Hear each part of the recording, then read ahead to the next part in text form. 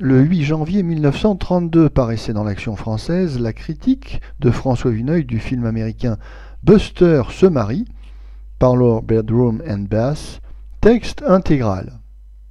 Il est vraiment regrettable que l'on ne puisse plus revoir les anciennes petites bandes, Malek et Frigo, pour décider si Buster Keaton a été un grand clown détourné de ses fonctions ou simplement, et dès ses débuts, un comique de second ordre.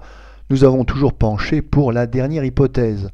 Les premiers succès de l'impassible américain tiennent surtout à l'étonnement du spectateur devant une apparence physique remarquablement fixée et stylisée, sans doute, mais où la part de l'invention et de l'intelligence du mime restait médiocre. Il est certain en tout cas que le personnage de Buster Keaton fut égaré par la suite dans des films trop vastes comme Ma vache et moi. Si les lois de l'hospitalité, qui ont eu les honneurs d'une récente reprise, demeurent un ouvrage charmant, c'est grâce à la diversité et la cocasserie des épisodes, de la mise en scène, plutôt qu'à la fantaisie toujours un peu écourtée de la vedette. Bientôt, d'ailleurs, les Américains, négligeant tout à fait la personnalité de Keaton, le reléguaient dédaigneusement dans la production de séries, où le plus méchant débutant aurait pu le remplacer. De film en film s'accentuait la déchéance. À la fin, le metteur en scène souleva le cœur de chacun. Farce insane dans le cadre grossier de la revue Yankee, barbouillage ignoble sur les traits de l'ancien Malek, gambades avortées.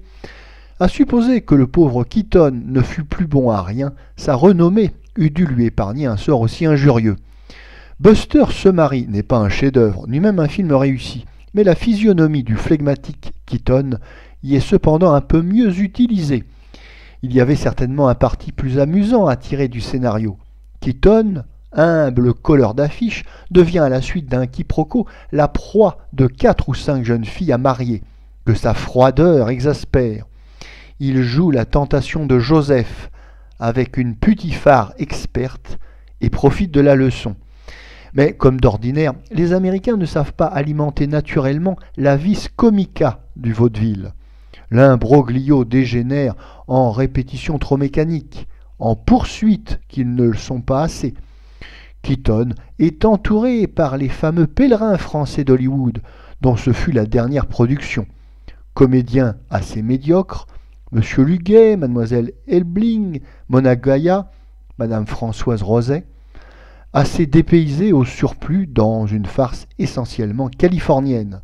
À tout prendre, cependant, après Big House de M. Boyer et Burley, film méritoire, ce fut leur moins mauvais ouvrage parce qu'il court plus qu'il ne parle ou ne pose. Keaton se plie docilement aux injonctions du scénariste. Il sait toujours, comme personne, dégringoler un escalier, lâcher une valise mal fermée. Comme dans ses meilleurs films, on préfère à la grande attraction d'infimes détails d'expression. Keaton, par exemple, notant sur un calepin avec une gravité redoublée les conseils les plus communs qu'on lui donne pour simuler la séduction. Keaton parle aussi français, mais si rarement que son accent conserve toute sa saveur. Bref, si le divertissement n'est pas du meilleur goût, on peut y rire de temps en temps.